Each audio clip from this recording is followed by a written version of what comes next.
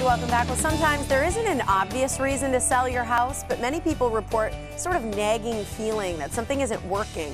So today, how to know when it's the right time to sell your house and look for a new one. Yeah, Rachel Schwab is with the Equitable Bank. She is here with the checklist, so you can figure that out. Great to see you. Nice to see you too. I think a lot of people do. They sort of they're like, yeah, I kind of have this feeling, and it might be time to really pick up the stakes. You know, it's just one of those things you're not quite sure. You know, it's a big decision, so it kind of nags at you for a while. It's that Goldilocks thing too. It can be too big, it can be too small. You know, it might just be that. So let's talk about that. The space maybe be too small and you can't add on. Right, maybe you bought your house before you had children, or you had just different space needs, and now the house is too small and it doesn't make sense, or you can't renovate. Yeah, that's a good reason. On the flip side of it being too small, you can have too much space. You need to Absolutely. downsize, You know, right? do you have a whole bunch of rooms that you just close off and so you don't have to clean them every week, or are you cleaning all this space that no one's using, and that's when you really do know it. You know, maybe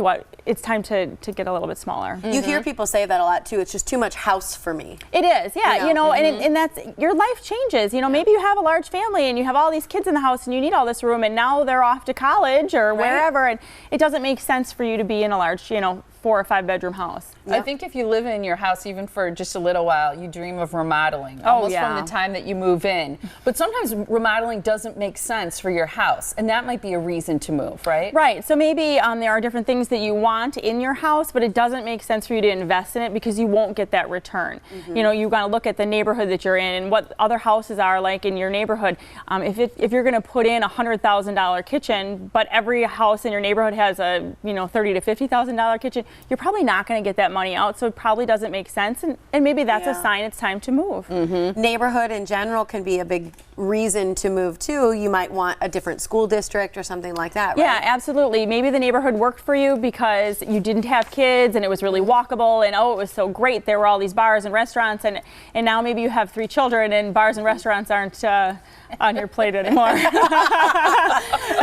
more like pajamas in your couch, or running to soccer practice. But so maybe the neighborhood just doesn't work for you anymore, and that's really a sign as well. You have some money to prep your home for sale, because I think it is, you're going to get more for it if you have a little bit of cash set aside or some money you can tap into to make some nice improvements before you sell. Yeah, and we're not talking about full renovation, but you are going to want to do things like maybe painting, certainly fix things that are broken, replace some faucets or light fixtures that maybe are dated. So you want to have a little bit of money set aside so that you can do those things, because that makes a huge difference for selling your house. It's not like you have to have tens of thousands of dollars put away just to sell your house, and hopefully you'll make money on the sale of your house. But you do want to be smart about it and understand that you're going to have to put a little bit of an investment in so that you can get that money back. Is now a good time to sell? Oh, it's a great time to sell.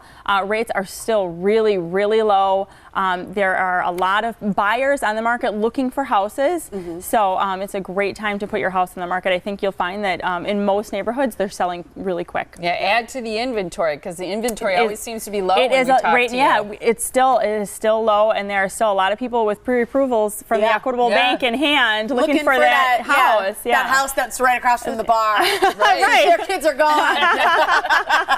And there's a great contest starting today, too, right, between the Equitable Bank and a partnership with today's TMJ4. Yes, I'm super excited about this. It's called Pay My Mortgage. We're sponsoring it with TMJ4. What do you have to do to be a part of the contest? You're going to want to visit TMJ4.com or go to their Facebook page. If you go to the Equitable Bank's website, we'll also direct you there.